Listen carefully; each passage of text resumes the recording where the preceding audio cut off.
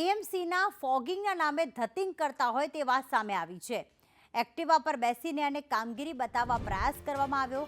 મચ્છરનો ઉપદ્રવ ચોમાસા બાદ વધી જ જતો હોય છે, છતાં પણ તંત્રએ બેદરકાર રહીને અને માત્ર ફોગિંગના ધતિંગ કર્યા છે।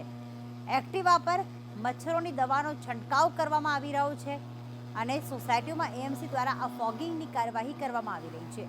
આ વિડીયો બોડકદેવ વિસ્તારનો હોવાનું અનુમાન લગાવવામાં આવી રહ્યું છે।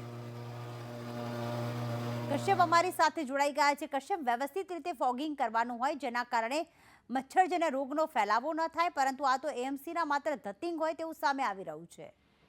બિલકુલ, ચોમાસાની સિઝનમાં મચ્છરનો ઉપદ્રવ જે છે તે વધતો હોય છે અને તેના માટે થઈને જે કોર્પોરેશન દ્વારા ઘરે ઘરે ફોગિંગ કરવા માટે થઈ અને નિર્ણય છે તે કરવામાં આવતો હોય છે, પરંતુ જે વિડીયો સામે આવ્યો છે તેમાં ફોગિંગના નામે માત્ર ધતિંગ થતા હોય તેવું સ્પષ્ટ થઈ રહ્યું છે। એક્ટિવા ઉપર કર્મચારી આરોગ્ય વિભાગનો નીકળે છે અને સોસાયટીમાં જનરલ ફોગિંગ કરી અને રવાના થતો હોય તેવું નજરે પડી રહ્યું છે। સોસાયટીના કેટલાક સિલેક્ટેડ મકાનો છે ત્યાં વધારે ફોગિંગ કરવામાં આવે છે અને બાકી તે રવાના થતો હોય તેવું સ્પષ્ટ થઈ રહ્યું છે।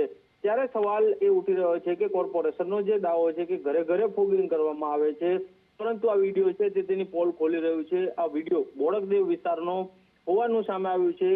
આરોગ્ય વિભાગના જે અધિકારીઓ છે તેના સુધી આ મામલો પહોંચ્યો છે અને હવે આગામી સમયમાં જોવાનું રહેશે કે આ કામચોરી જે કરવામાં આવી રહી છે, ધતિંગ કરવામાં આવી રહ્યા જી છે, જી તેને જી લઈને કોઈ પગલાં લેવામાં આવે છે કે કેમ। જી, આભાર તમામ વિગતો માટે। કશ્યપ।